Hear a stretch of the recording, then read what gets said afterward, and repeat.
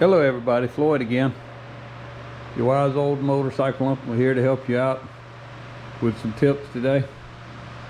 We're going to talk about polishing metal. There are no shortcuts. Now, when I left my last video, I was getting ready to put the engine back in the frame. As you can see, I've got it all back in. But before I finish everything up and get it too heavy, I want to put the forks back on and get it up on the center stand. But before I do that, I want to polish the forks. If you look here, you can see I've already got one done. The fork lower is done. I'm quite pleased with it. There are no real shortcuts. You'll see all kinds of videos promising you all these polishing shortcuts. Then basically, the guys still wind up working for half an hour with heavy power equipment and whatever. The thing about it is, this aluminum is so rough and irregular as it's cast and machined, that simply putting it on a polishing wheel won't work. So the first thing I do, I get wet or dry sandpaper and WD-40. Actually, before I do that, I actually put it in the vapor honing machine, but you don't have to. You just need to make sure that it is clean and free of all grease and dirt before you start with the sandpaper. Then, like I said, WD-40 and 220 grit wet or dry sandpaper. I'll sand the entire thing that way and smooth it out as much as I can with that. Then on the next round, I'll wipe it off good and I will wet sand it with 600 grit sandpaper. Again, using WD-40 as my lube. It should brighten up considerably by then, but it won't be shiny. The next step is to do this, repeat the process using 1500 grit sandpaper. And then wipe it clean. And then repeat the process again using 2000 grit sandpaper. This is the sandpaper I already used on the first one.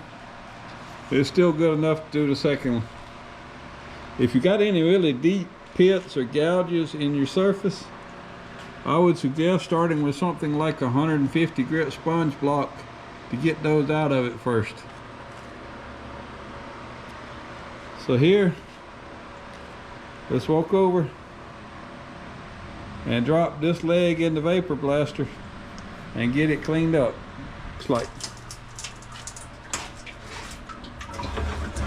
The truth of the matter is, if this were going to be an OEM restoration, it would pretty much be finished right now.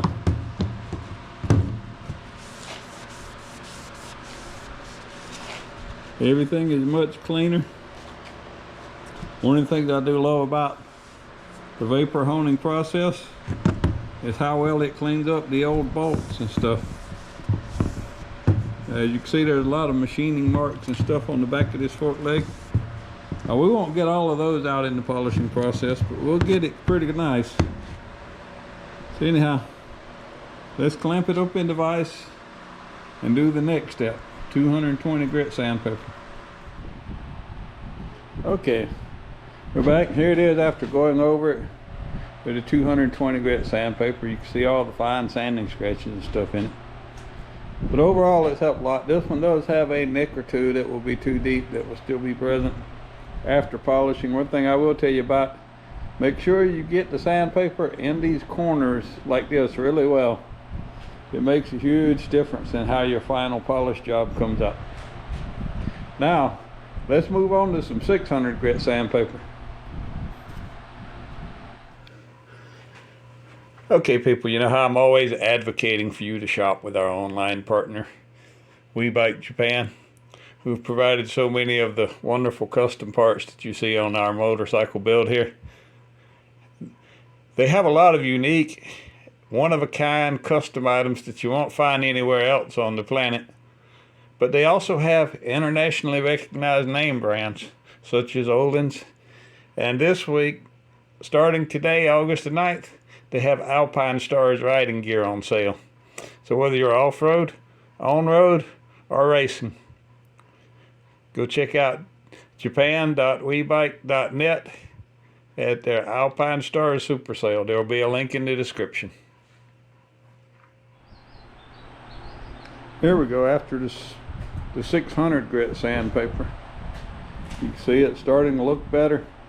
It actually looks smooth again. The surface scratches that you can see from the sandpaper are actually very fine.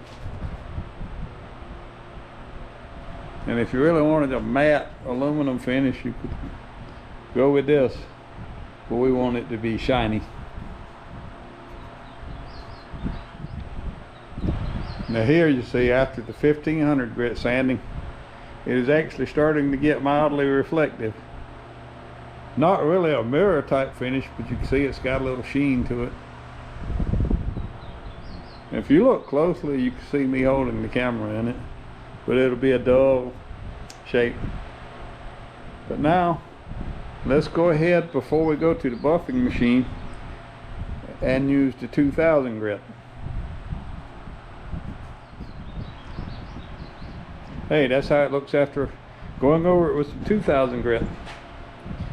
Parts of it are almost reflective. It looks really good. Now it's ready for the final polishing. One thing I will mention to you, I'm going to be going over here and using my bench buffing machine. There's nothing fancy. It came from Harbor Freight and some brown jeweler's rouge to polish this up. But if you don't have that, but you have a good drill, you can do what I do when I'm polishing metal while it's on the motorcycle. And get yourself a buff like this, or even one of the mother's power balls, and just use the mag and aluminum polish to shine it up. It's a little more work, but none of this is easy. If it was easy, would we even be doing it? Well, here is my buffing wheel set up. Let's fire it up right quick. Apply some brown polishing compound to the wheel. And now it's time to get to work. Hey, how about that? Pair of nice shiny fork tubes. They look really good. Each step in the sanding took about 15 to 20 minutes with each step. You know, 15 to 20 minutes per leg for the 220. The same thing for the 600. And again for the 1500. And again for the 2000. Then after that, it's 15 to 20 minutes per leg with the buffer to get these results. So you're looking at a good 2.5 to 3 hours. I know it's slow. I'm a hobbyist. I'm doing this for fun. It looks good, and I'm happy with it. Anyhow, that's my take on polishing metal at home. Actually, I realize my home is a little better equipped than most people, which is why I told you about this little trick here. But when you're doing rough cast aluminum, you really do need to sand it first before you try to put any kind of buffing compound on it. Hope you learned something. Until next time, keep riding, keep wrenching, and stay crazy.